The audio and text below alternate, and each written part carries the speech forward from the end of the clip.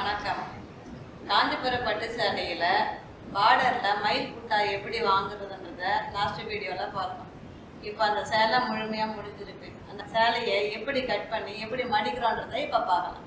சேலை முடிஞ்சதுக்கப்புறம் பாஸ் கம்பி வச்சு சேலையை முடிச்சுடுவோம்.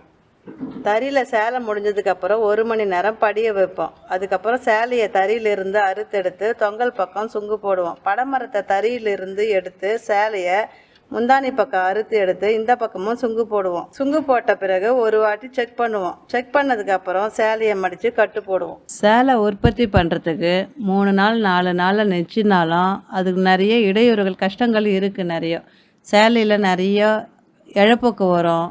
நிறைய இழை இப்போ அருந்துடும். அதை சீர் பண்ணுறதுக்கு 1 hour 2 hour 3 hours கூட ஆகும்.